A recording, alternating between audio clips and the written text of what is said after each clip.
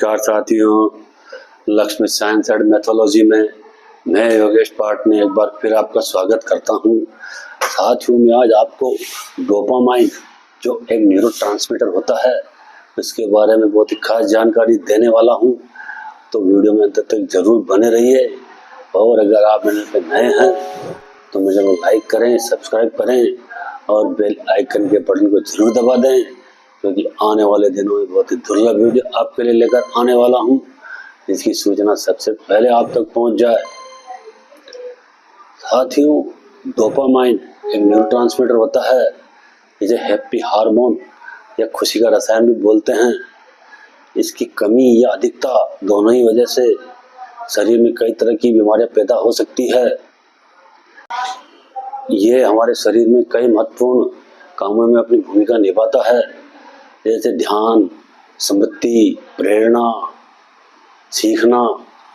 ये सारी कार्य को मोटिवेट करता है ये डोपामाइन। डोपामाइन की कमी से शरीर में कई तरह के लक्षण देखने को मिलते हैं, जैसे किसी भी काम में ध्यान न लगना, शरीर में लो फीलिंग, थका थका सा महसूस करना, नकारात्मक भाव आना, कब्ज रहना, पार्किंसन रोग, उन्माद, कई तरह के रोगों को लेकर आता है डोपामाइन की कमी। डोपामाइन की कमी के अलावा जब डोपामाइन की अधिकता भी होती है तो उससे भी कई तरह के रोग उत्पन्न होते हैं।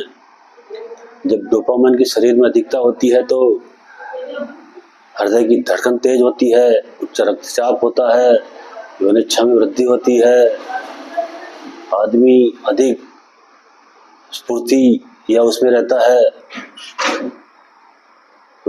उसको भ्रम या मति भ्रम की शिकायत रहती है, उसको मानसिक रोग कई तरह से परेशान कर सकता है। तो अगर डोपामाइन को हमको लेवल में रखना है तो क्या करें?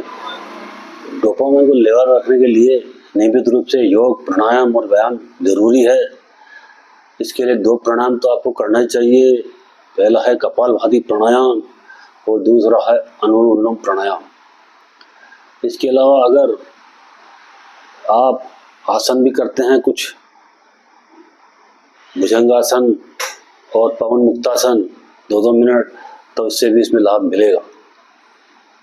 इसके अलावा आधा घंटा की रोज अगर हम वॉक करते हैं तो यह भी डोपामाइन के लेवल को संतुलित रखने में हमारी मदद करेगा।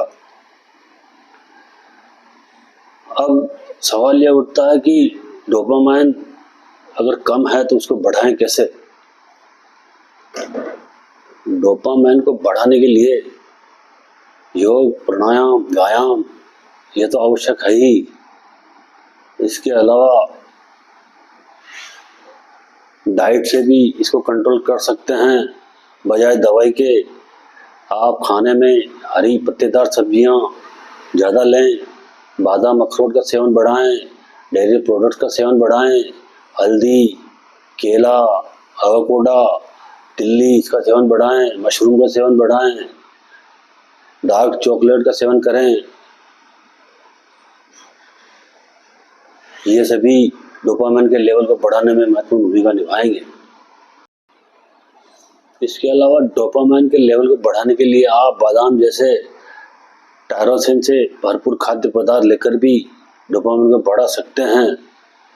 टायरोसिन एक अमीनो एसिड होता है जो प्राकृतिक रूप से शरीर में बनता है, और यह अमीनो एसिड शरीर में डोपामाइन को बनाता है। जब डोपामाइन की अधिकता से कई जनों की जब लाइफ में बदलाव आता है, व्यवहार में परिवर्तन आता है, वो नॉर्मल नहीं रह पाता, वो भ्रम और मति भ्रम के चक्कर में उलझा रहता है, उसको डॉक्टर के पास जाता है तो कुछ समझ में आता नहीं, और लोग उसको समझते हैं कि इसको पागलपन की बीमारी हो गई है, जबकि वो अपने आप में जानबूझकर नहीं करता है, क्योंकि भ्रम और मति भ्रम ऐसी चीज़ें हैं जो नहीं होते हुए भी आदमी को परेशान करती है और किसी भी काम में मन नहीं लगने देती, क्योंकि एकाग्रता बिल्कुल खत्म हो जाती है। तो भ्रम और मति भ्रम को दूर करने के लिए आप डोपामाइन लेवल को तो नॉर्मल करने के लिए मैंने उपाय बताए हैं। इसके अलावा आप 2 मंत्र में बता रहा हूँ, इसका भी अगर सवेरे स्नान करने के बाद 7, 11, 21 बार अगर जाप करते हैं और 11 बार अगर रोज हनुमान चालीसा का पाठ आप करते हैं तो आपको भ्रम और बत्ती भ्रम की जो बीमारी है उससे आप बहुत जल्दी बाहर निकल जाएंगे। तो जो मंत्र आपको बता रहा हूँ, पहला मंत्र है, स्क्रीन पर भी लिख कर दे रहा हूँ। पहला मंत्र है ओम हन हनुमते नमः, ओम हन हनुमते नमः। दूसरा मंत्र है ओम नमो भगवते आंजनाय महाबलाय हनुमते नमः, ओम नमो भगवते आंजनाय महाबलाय हनुमते नमः।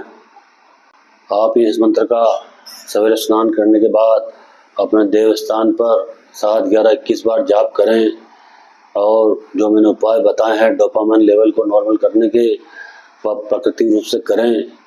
अगर आपको लगता है कि आप डॉक्टर ट्रीटमेंट ले रहे हैं तो उसको चालू रखते हुए भी आप इसको कर सकते हैं।